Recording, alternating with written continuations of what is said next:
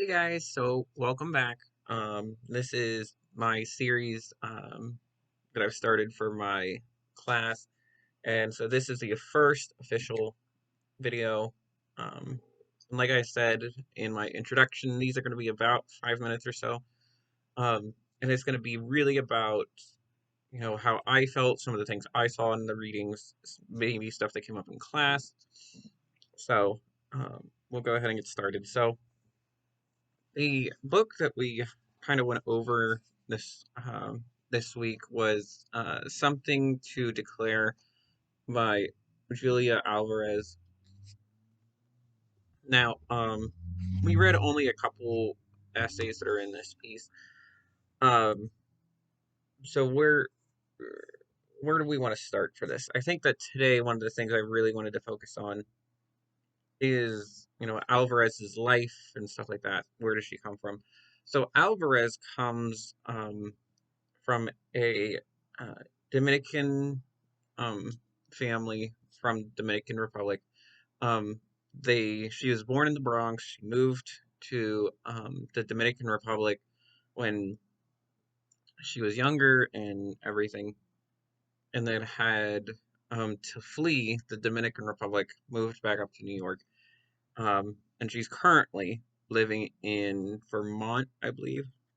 So Um, and this book is just kind of a collection of essays that she kind of did for all of that. Um, and also I'm drinking peppermint tea in my Golden Girls mug, which is always a feature here. Always have to have tea and always have to have some sort of mug. So where do we want to go from here? Um, the first thing I really want to point out is, and we talked about it both in class, and I definitely thought about it on my own a bit, was there was an article written about the Mirez sisters, I believe, in the Dominican Republic. Long story short, um, they were killed by the dictatorship that lived in the Dominican Republic. And one of the things that um, was so fascinating was that um, Julia's father felt survivor's guilt over this idea that, you know, these girls died who were in very much similar circumstances as Julia and her family, and he and his family was able to escape. While at the same time, so many people died. So many people died in this regime, and it's absolutely fascinating to me to think about. There's survivor's guilt comes in so many different ways and so many different patterns, and we see it in here in the essays. Um, we read, um, we read First Muse, um, Donna Dia, with your permission, and Chasing Butterflies, all in this book. So when we were going over this, one of the things that came up was very much the dictatorship that was in the Dominican Republic. And it makes you think, what does it do to an author? What does this do to somebody that is um, forced to survive, and what it does to a child, what it looks like to be like that? And like so many people across so many time periods, the way that people survive these horrible events is that they find coping mechanisms. Now, of course, you could argue in different ways what was Julia's coping mechanism, but I think that one of the interesting things that she points out is how much interest she had in 1001 um, Arabian Nights or 1001 Nights, which is an absolutely fascinating tale, which we can always get into. Um, but it was this dive into what it means to be a storyteller, and of course, to be a survivor of a dictatorship.